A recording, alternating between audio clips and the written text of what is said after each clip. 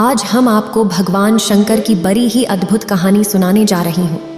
एक बार भगवान भोलेनाथ पृथ्वी लोक पर भ्रमण के लिए गए तो उन्होंने एक युवा को देखा। वह ईश्वर को दोष देता जा रहा था। वह अपने जीवन से निराश था, दुखी था। तब भगवान शंकर बौद्ध भिक्षु का रूप धारण करके उस युवा को असली दुख के बारे में ज्ञान देते हैं। तो चलिए इस कहानी के माध्यम से समझते हैं कि असली दुख क्या होता है। अगर आप यह कहानी सुन रहे हैं तो पूरा सुनिए। इस कथा को आधा अधूरा छोड़कर जाने की गलती मत करिएगा, क्योंकि इस पवित्र कथा को पूरा सुनने से मनचाहा फल की प्राप्ति होगी। इसलिए इस कथा को पूरा सुने। आप शिव भक्त हैं तो भोलेनाथ का अनादर ना करें। सुख और दुख एक ही सिक्के के दो पहलू हैं। ये बात तो आपने सुनी ही होगी। सुख और दुख हमारे जीवन में लगातार आते ही रहते हैं और हमें लगता है कि हमारे जीवन में हजारों दुख हैं, हजारों समस्याएं हैं। लेकिन अगर आप वास्तविक तौर पर देखें, अगर आप इस बात को अच्छी तरह से समझें, तो आप ये समझ पाएंगे कि हमारे जीवन में केवल एक ही दुख होता है। और दुख क्या है वो हम इस कहानी के माध्यम से जानेंगे। और उस दुख का निवारण, उस दुख का समाधान क्या है, वो भी हम इस कहानी में ही जानेंगे। तो इस कहानी के अंत तक जरूर बने रहिए। एक समय की बात है, एक गांव में एक व्यक्ति रहता था। उसका नाम सोनू था। वह बड़ा आलसी था और अपने जीवन से बहुत निराश था। और उसका कारण यह था कि उसने अब तक अपने जीवन में कुछ भी हासिल नहीं किया था। वह कुछ भी नहीं करता था। उसके घर वाले भी इस बात से बहुत परेशान रहते थे।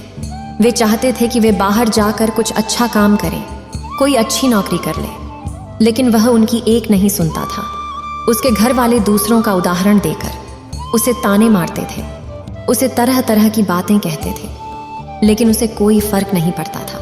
जबकि उसके सारे मित्र कामयाब हो चुके थे। कोई अच्छा व्यापार कर रहा था तो कोई अच्छी नौकरी कर रहा था, जिस कारण जब भी वो लोग मिलते तो वे लोग अपनी बढ़ चढ़कर बड़ाई किया करते। लेकिन सोनू कुछ नहीं करता था, जिस कारण जब भी कोई उससे पूछता कि तुम क्या कर रहे हो, तो वह कुछ नहीं कह पाता। उसे यह कहने में बहुत शर्म महसूस होती थी कि वह कुछ नहीं करता। वो हमेशा सबसे केवल एक ही बात कहता था कि मैं कोशिश कर रहा हूं। लेकिन उसकी कोशिशों का कोई भी फल किसी को नजर नहीं आ रहा था। देखते ही देखते अब ऐसा समय आ चुका था कि सोनू सभी से मुंह छिपाता फिरता, ताकि कोई उसे यह न पूछ ले कि तुम क्या करते हो, जिस कारण वो कभी किसी के सामने भी नहीं आता था। धीरे धीरे उसका मन दुखी होने लगा था। वह बहुत निराश रहने लगा था। उसे अब ऐसा प्रतीत होता था मानो वह इस धरती पर बोझ है, जिस कारण वो अपने आप को बहुत अकेला महसूस करता, बहुत तन्हा महसूस करता। एक दिन तो उसके मन में ये भी विचार उत्पन्न होने लगे कि मेरे हाथों में कुछ नहीं है, तो मैं क्या कर सकता हूँ। अकेले बैठकर वह रोता रहा और भगवान को दोष देता रहा। एक दिन छुपता छुपाता वह घर से निकलकर कहीं जा रहा था। तभी उसने रास्ते में देखा कि एक बौद्ध भिक्षु लोगों को प्रवचन दे रहे हैं और प्रवचन में वह दुख की बातें कर रहे हैं। सोनू कुछ देर के लिए अपना मुंह छुपाकर वहीं पर खड़ा हो गया, ताकि उसे कोई देख न ले, और चुपचाप वह उन भिक्षु की बातें सुन रहा था। बौद्ध भिक्षु सभी को प्रवचन में कह रहे थे कि दुख हमारा सबसे बड़ा साथी है। हमें दुख अपने जीवन के बारे में समझाता है और हमें सही जीने का तरीका बताता है। यह हमारे गुरु की तरह है, जिससे हमें सीखना चाहिए। आप चाहें तो अपने जीवन में अपने दुखों को अपना गुरु बना सकते हैं और उससे सीख सकते हैं, या फिर आप चाहें तो अपने दुखों पर बैठकर रो सकते हैं। लेकिन इससे आपको कोई लाभ नहीं मिलेगा, बल्कि आप दिन ब दिन और कमजोर होते जाएंगे, निराश होते जाएंगे। सोनू छुप छुप कर उन बौद्ध भिक्षु की ये सारी बातें सुन रहा था। जैसे ही उपदेश खत्म हुआ, वह उन बौद्ध भिक्षु के पास पहुंचा। उन्हें प्रणाम करके वह कहता है, हे महात्मा, अभी आप कुछ देर पहले दुख को गुरु बता रहे थे। आप कह रहे थे कि दुखों से हमें सीखना चाहिए, हमें उन्हें अपना गुरु बनाना चाहिए। लेकिन मैं भी तो अपने दुखों से परेशान हूँ, अपने जीवन से परेशान हूँ। मैंने अब तक जो दुख झेला है, मुझे तो कभी ऐसा प्रतीत नहीं हुआ कि मेरे दुख मुझे कुछ सिखा रहे हैं, बल्कि मुझे तो हमेशा यही लगता है कि वो मुझे पीड़ा दे रहे हैं, तकलीफ दे रहे हैं। पर दुख की पीड़ा बहुत भयंकर होती है। ऐसा लगता है अब इसके बाद हमारा जीवन समाप्त हो जाएगा, इसके बाद हमें कुछ नहीं मिलने वाला, और यहाँ तक कि हमें मृत्यु भी उसके सामने कम लगती है। जब लोग ताने मारते हैं, जब लोग ये कहते हैं कि तुम क्या कर रहे हो, तो मन को बहुत ठेस पहुँचती है। और मैं उनसे कुछ नहीं कह पाता। सोनू की ये सारी बातें सुनकर वो बौद्ध भिक्षुक सोनू से कहते हैं, बेटा तुम्हें क्या दुख है और तुम दुख के बारे में ऐसी बातें क्यों कर रहे हो? सोनू ने अपने ऊपर बीती हुई सारी बातें उन बौद्ध भिक्षु को बता दी और कहने लगा, हे महात्मा, क्या आपके पास मेरे दुख का कोई समाधान है? सोनू की यह बात सुनकर वो बौद्ध भिक्षु मुस्कुराने लगे और सोनू से कहते हैं, बेटा जब तुम्हारे जीवन में कोई असली दुख आए तब तुम मेरे पास आना, मैं इसका समाधान तुम्हें अवश्य बताऊंगा। उन बौद्ध भिक्षु की यह बात सुनकर सोनू थोड़ा सा अचरज में पड़ गया। उसे यह समझ नहीं आ रहा था कि क्या उसने अब तक जो दुख झेला है वह असली दुख नहीं है। उसने जो अब तक पीड़ाएं सही हैं, जो ताने सहे हैं, जो तकलीफें उठाई हैं, क्या वह असली दुख नहीं है? आगे वह मन ही मन अपने आप से कहता है कि जब मुझे मेरे अपने नहीं समझ पाए तो ये बौद्ध भिक्षु मुझे क्या समझेंगे। इतना सोचकर वह वहां से चला गया। सभी लोगों के ताने सुन सुनकर सोनू बहुत थक चुका था तो बहुत निराश हो चुका था, जिस कारण उसने निर्णय लिया कि वह अब कुछ करके दिखाएगा। उसने अपने पिता से थोड़ा सा रुपया लिया और उस रुपया से उसने एक व्यापार शुरू किया। उसके पिता बहुत खुश थे कि कम से कम मेरा बेटा कुछ करने का प्रयास तो कर रहा है, लेकिन उसे व्यापार में कोई सफलता नहीं मिल रही थी, जिस कारण वो बहुत ही हताश हो चुका था। वह बहुत निराश हो चुका था। उसे ये समझ नहीं आ रहा था कि वह क्या करे, किस तरह से अपने व्यापार को आगे बढ़ाए। तभी उसके पिता ने उससे कहा, बेटा कोई बात नहीं, इसी तरह से प्रयास करते रहो, आज नहीं तो कल सफलता अवश्य मिलेगी। सोनू ने अपने पिता की बात मानी और अपने व्यापार में और भी कड़ी मेहनत करने लगा। धीरे धीरे उसे सफलता मिलने लगी और फिर उसने रफ्तार पकड़ ली। देखते ही देखते केवल 3 सालों के अंदर वह एक बहुत बड़ा व्यापारी बन गया। अब उसके पास धन दौलत की कोई कमी नहीं थी। लोग जो उसे पहले नापसंद किया करते थे अब उसे पसंद करते थे, उसकी चिंता करते थे, उसके कार्यों की सराहना करते थे। उसके माता पिता भी अब अपने बेटे से बहुत खुश थे और उसकी सफलता से वे अत्यंत प्रसन्न थे। धीरे धीरे सोनू के मित्रों की संख्या लगातार बढ़ती जा रही थी। सोनू के कुछ मित्रों ने उसे यह भी सलाह दी कि उसे अपना व्यापार और तेजी से बढ़ाना चाहिए, उसे और फैलाना चाहिए। जब तुम आज केवल इस नगर के सबसे बड़े व्यापारी हो तब तुम इतना खुश हो, तुम्हारे साथ ये सारे लोग हैं। वहीं पर तुम सोचो कि जब तुम इस राज्य के सबसे बड़े व्यापारी बन जाओगे तब तुम्हारे यहाँ पर लोगों की भीड़ लग जाएगी। लोग तुमसे मिलने के लिए समय निकालेंगे। यहाँ तक कि इस राज्य का राजा भी तुमसे मिलना चाहेगा, तुम्हारी तारीफ करेगा, और यदि कभी ऐसी जरूरत आन पड़ी तो वह तुमसे धन भी उधार लेने के लिए अवश्य आएगा। सोनू को अपने दोस्त की यह बात बहुत पसंद आई। सोनू ने सोचा कि मेरे मित्र सही कह रहे हैं, मुझे अपने व्यापार को और बड़ा करना चाहिए और फैलाना चाहिए, तभी तो हर कोई मेरे बारे में जान सकेगा, हर कोई मुझे पहचानेगा। उसने बिना देरी किए, अपने समय को बिना गवाए अपने व्यापार में और मेहनत करने लगा। लेकिन अब की बार उसके मन में धैर्य नहीं था, जिस कारण उसने कुछ अनुचित कदम उठाए ताकि उसका व्यापार जल्दी से जल्दी और बड़ा हो जाए। उसने कई लोगों से अधिक मात्रा में धन उधार ले लिया, जिससे उसके ऊपर अब काफी ऋण हो चुका था। और इतना ही नहीं, वो यहाँ पर नहीं रुका। उसने अधिक से अधिक मुनाफा कमाने के चक्कर में अपने माल की गुणवत्ता को भी खराब कर दिया, जिससे अब उसके माल में वह बात नहीं रह गई थी जो पहले हुआ करती थी। लेकिन वह अपने मित्रों की बात सुनता रहा। जैसा उसके मित्र कहते थे वो वैसा ही करता चला जा रहा था। यहाँ तक कि उसने अपने व्यापार को और भी तीव्रता से बढ़ाने के लिए अपने दूसरे छोटे व्यापारियों के खिलाफ षड्यंत्र भी रचने शुरू कर दिए, जिस कारण उसके मन में अब पहले जैसा वह सुकून नहीं था। उसे अब रातों को नींद नहीं आती थी। वह केवल एक ही विचार में लगा रहता था कि किस तरह से उसका व्यापार पूरे राज्य में फैल जाएगा और वह इस राज्य का सबसे बड़ा व्यापारी बन जाएगा, जिस कारण वह दिन रात केवल इसी मेहनत में लगा रहता, वह किसका व्यापार जल्दी से जल्दी और बड़ा हो जाए। हालांकि उसके पास अब सब कुछ था, धन दौलत, अच्छा घर, गाड़ियां, नौकर चाकर, सभी सुख सुविधाएं। लेकिन उसके बावजूद भी वह उन चीजों का लाभ नहीं उठा पा रहा था, क्योंकि उसका पूरा ध्यान केवल अपने व्यापार को और उन्नति पर ले जाना था। एक दिन सोनू अपने रथ पर बैठकर एक मार्ग से होकर गुजर रहा था। तभी रास्ते में उन्हें गुरुवर का आश्रम पड़ा। ये देखकर वह उन बौद्ध भिक्षु के पास गया और बौद्ध भिक्षु से कहने लगा, हे महात्मा, आपने कहा था कि जब मेरे जीवन में कोई असली दुख आए तब मैं आपके पास आऊं। इस कारण मैं यहाँ पर आया हूँ। आज मैं बहुत दुखी हूँ। मैं रातों को सो नहीं पाता। मेरे पास सब कुछ होते हुए भी मैं उनका लुत्फ नहीं उठा पाता। उसने अपनी सारी बातें एक एक करके उन बौद्ध भिक्षु को बता दी।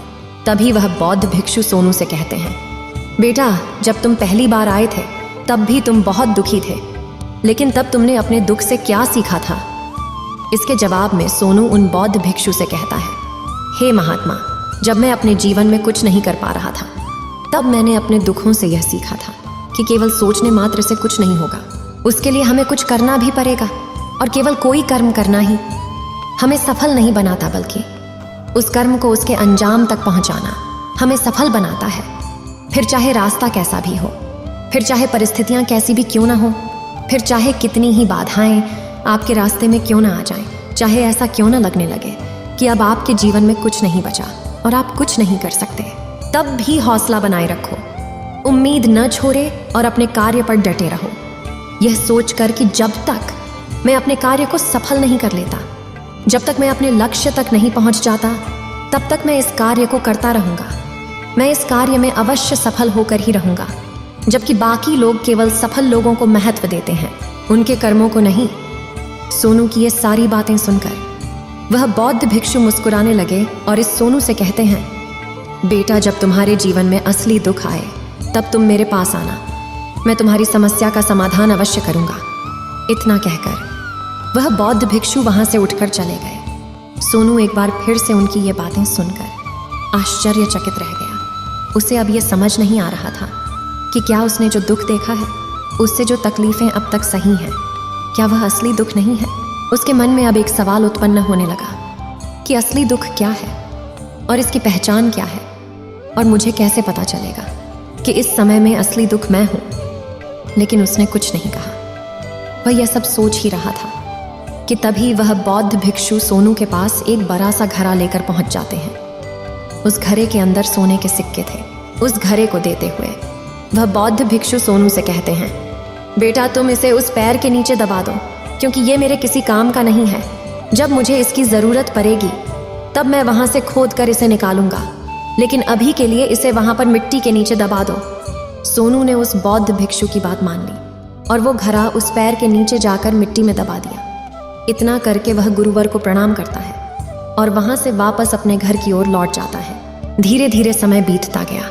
समय के साथ साथ सोनू व्यापार में और भी ज्यादा उन्नति कर चुका था, लेकिन माल की गुणवत्ता अच्छी न होने के कारण अब उसके व्यापार में घाटा होने लगा। और धीरे धीरे ऐसा समय आया कि उसका व्यापार पूरी तरह से चौपट हो गया।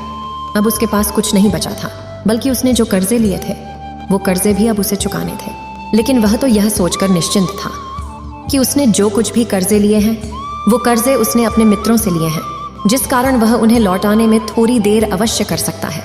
वह तो यह सोच रहा था कि उसके मित्र उसका बुरे समय पर साथ देंगे, लेकिन सबसे पहले उसके मित्र ही उसे अपना कर्ज वापस लौटाने की मांग करने लगे। तब सोनू को एहसास हुआ कि कोई भी अपना नहीं है।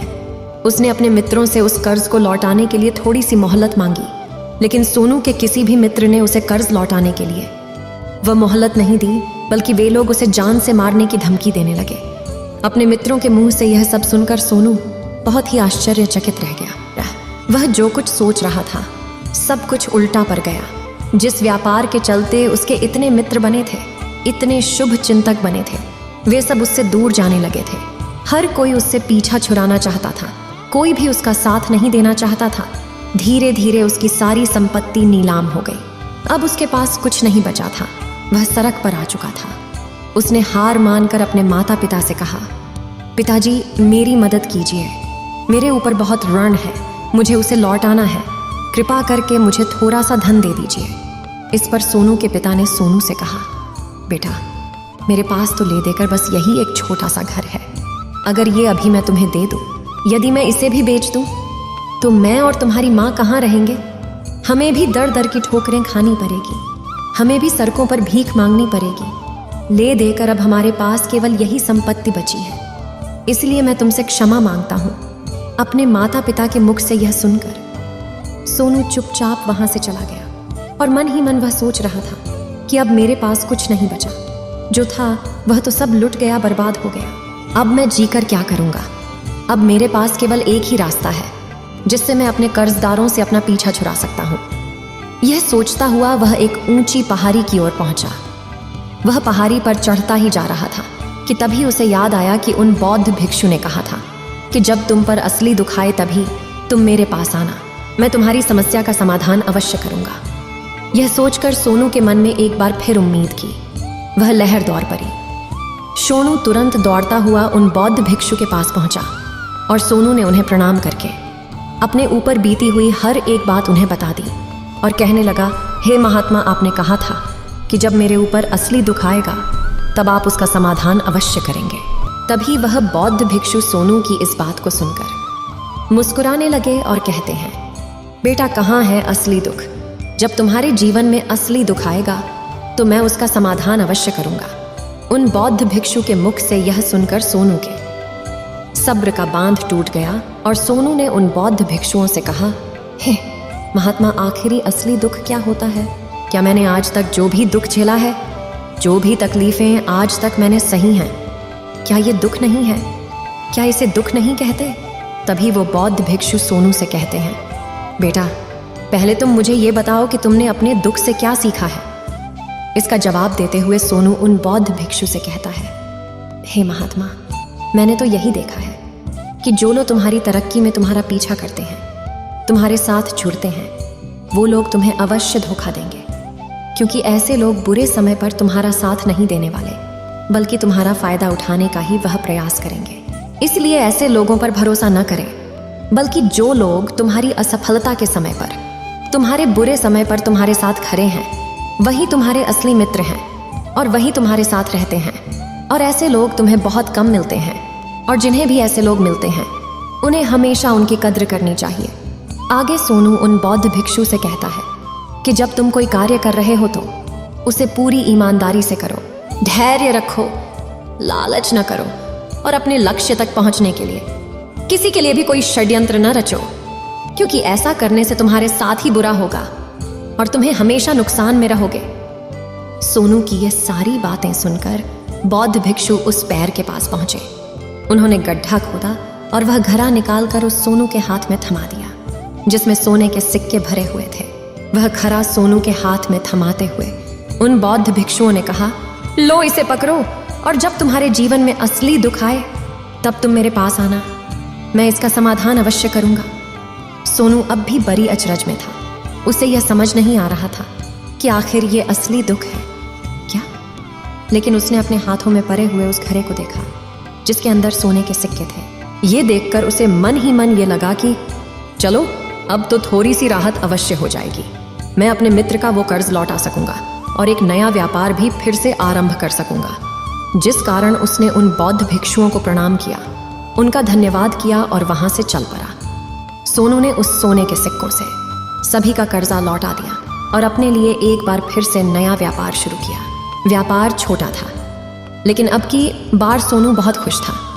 उसने पूरी ईमानदारी, मेहनत और लगन के साथ अपने व्यापार पर काम किया और देखते ही देखते एक बार फिर से वह एक बड़ा व्यापारी बन गया। लेकिन अब की बार वो बहुत खुश था, क्योंकि इस बार उसने कोई लालच नहीं की, ना ही किसी के लिए षड्यंत्र रचा, बल्कि उसने पूरी ईमानदारी और मेहनत के साथ अपने व्यापार पर काम किया। लेकिन जैसे जैसे आप धनी होते जाते हैं, जैसे जैसे आप अमीर बनते जाते हैं, आपके मन में एक डर और उत्पन्न होने लगता है, और वह अपनी दौलत को न खो देना, जिस कारण आप लोग दान करना शुरू कर देते हैं, पुण्य करना शुरू कर देते हैं, लोगों की मदद करते हैं, ताकि आपके जीवन में कभी कोई दुख ना आए। लेकिन यह जीवन सुख और दुख का संगम है, जिस कारण हर किसी को सुख और दुख से होकर गुजरना ही पड़ता है। इसी वजह से एक बार फिर से सोनू के जीवन में एक और दुख उत्पन्न हुआ। अब की बार उसके माता और पिता दोनों की मृत्यु हो गई। सोनू अपने माता पिता से बहुत प्रेम करता था, जिस कारण उसके मन को बहुत गहरा आघात पहुंचा। जब आखिरी बार वह उन्हें देख रहा था तो उसके मन में हजारों सवाल उत्पन्न होने लगे। वह अपने घर लौटा। घर लौटकर उसने देखा कि जिस संपत्ति के लिए वह हमेशा लड़ते झगड़ते रहते थे, आज उसकी देखभाल के लिए कोई नहीं था। उसके माता पिता ने जो भी मेहनत की, जो भी अपने जीवन में इकट्ठा किया, सब यही रह गया। लेकिन अब सब कुछ खत्म हो चुका था और सोनू का मन अब बहुत बेचैन हो रहा था। उसके मन में हजारों सवाल उत्पन्न हो रहे थे और वह अपने आप को बहुत अकेला महसूस कर रहा था। उसे बहुत खाली सा महसूस हो रहा था। उसने इधर उधर देखा, लेकिन उसे कुछ समझ नहीं आया। तभी उसे उन बौद्ध भिक्षु की याद आई। वे तुरंत ही भागा उन बौद्ध भिक्षु के पास पहुंचा। उसे देखते ही उन बौद्ध भिक्षु ने सोनू से सवाल किया और कहा, क्या बात है बेटा, क्या कोई फिर से दुख आन पड़ा है? तभी सोनू ने कहा, नहीं गुरुदेव, अब तो सब ठीक है, लेकिन आज मेरे माता पिता की मृत्यु हो गई और मैं बहुत अकेला महसूस कर रहा हूँ। मैं बहुत दुखी महसूस कर रहा हूँ, जैसे कुछ खाली सा है, जैसे कुछ अकेलापन सा। तभी वह बौद्ध भिक्षु सोनू से कहते हैं, बेटा, इसमें दुखी होने वाली बात क्या है? यह तो जीवन है, एक दिन तो सभी को जाना है। यहाँ पर कोई भी रहने नहीं आया और ना ही कोई रहेगा। हम सब एक ना एक दिन मृत्यु को प्राप्त हो ही जाएंगे, और मृत्यु कब आएगी ये किसी को नहीं पता। हो सकता है कि तुम्हारी मृत्यु कल ही हो जाएगी, या फिर आज और अभी। यह सुनकर सोनू आश्चर्यचकित रह गया। उसने उन बौद्ध भिक्षु से कहा, हे महाराज, आप ये क्या कह रहे हैं? मैं तो अभी जवान हूँ और मुझे तो अभी अपनी पूरी उम्र जीना है। मैं तो जीना चाहता हूँ, कुछ करना चाहता हूँ, और आप कह रहे हैं कि मैं कभी भी मृत्यु को प्राप्त हो सकता हूँ। इस पर वो बौद्ध भिक्षु सोनू से कहते हैं, बंदे, इस भ्रम में मत रहना कि मृत्यु केवल बूढ़े को आती है। बूढ़ों के सामने तो उनके जवान बच्चे तक मर जाते हैं। मृत्यु कभी किसी की उम्र देखकर नहीं आती और ना ही किसी को बताकर आती है। उन बौद्ध भिक्षु के मुख से ये सारी बातें सुनकर सोनू और भी ज्यादा बेचैन हो गया और वो चुपचाप वहां से चला गया। उसके मन का वो खालीपन अब भी वैसे ही था। वह भी अपने आप को बहुत अकेला महसूस कर रहा था। उसके बाद से उसका मन अपने व्यापार में भी नहीं लगता। जब भी वह कोई कार्य करता तो उसके मन में ढेर सारे प्रश्न उठने लगते हैं। वो क्या कर रहा है, क्यों कर रहा है, और उसने इस कार्य को क्यों किया? उसके मन में अब एक और प्रश्न उत्पन्न होने लगा था, क्या हम यहाँ पर केवल इसीलिए आते हैं कि इस जीवन को भोगे और एक दिन मृत्यु को प्राप्त हो जाए? वह यह समझ नहीं पा रहा था कि जीवन का असली मतलब क्या है। उसने कई विद्वानों से पूछा, अपनी तरफ से जो मुमकिन हो सकता था खोजबीन की, लेकिन उसे कोई भी जवाब नहीं मिल पा रहा था। और जब उसे कोई जवाब नहीं मिला तो उसका दुख और भी बढ़ गया, जिस कारण उसके मन की बेचैनी और भी बढ़ चुकी थी। और उसे यह समझ नहीं आ रहा था कि वह क्या करे, कहाँ जाए, किससे पूछे। तभी उसे फिर से उन बौद्ध भिक्षु की याद आई। वे एक बार फिर से उन बौद्ध भिक्षु के पास पहुंचा और उसने अपने मन की सारी बातें उन गुरुवर को बता दी। तभी वो बौद्ध भिक्षु मुस्कुराने लगे और सोनू से कहते हैं, बेटा, आज पहली बार तुम्हारे जीवन में असली दुख उत्पन्न हुआ है। वास्तव में तो यही है जिसे हम दुख कह सकते हैं, जो दुख कहलाने लायक है कि हमें पता ही नहीं हम क्या कर रहे हैं, कहाँ जा रहे, क्यों जा रहे हैं, वो कौन है, क्या है, क्यों है, हम क्या करना चाहते हैं। तभी सोनू ने कहा, हे महात्मा, मेरे इस दुख का समाधान कीजिए, मुझे इस दुख का निवारण दीजिए। तभी वह बौद्ध भिक्षु सोनू से कहते हैं, हम सबके अंदर क्रोध, लालच, लोभ जैसी कई वासनाएं हमारे अंदर घर करके बैठ जाती हैं, जिस कारण हम अपने जीवन को टुकड़ों में जीते हैं और हमारी चेतना कभी एक नहीं हो पाती। हम कभी एक जगह सोच नहीं पाते, समझ नहीं पाते, और हमारी ऊर्जा शक्ति भी पूरी तरह से छिन्न भिन्न हो जाती है। और आजकल के इस दौर में हमारे पास तो इतना भी समय नहीं कि हम एक पल निकाल करके, एक पल के लिए मूर कर अपने आप को देख सकें, अपने आप को समझ सकें। वास्तविकता में हर कोई यहाँ पर अपने जीवन भर केवल दुख दुख कहकर चिल्लाता रहता है। उसका समाधान निकालने का हर मुमकिन प्रयास करता है, लेकिन जिसे हम दुख समझते हैं वह तो दुख है ही नहीं, तो इसका समाधान आपको कहाँ से मिलेगा। ये तो परिस्थितियां हैं जिसके कारण हम अपने आप को दुखी समझते हैं, अपने आप को तकलीफ में समझते हैं। जैसे हम एक परिस्थिति से निकलते हैं, हम किसी दूसरी परिस्थिति में फंस कर रह जाते। जिस प्रकार हम पहली समस्या का सामना करते हैं, उसी प्रकार हम दूसरी समस्या का भी सामना करते रह जाते हैं।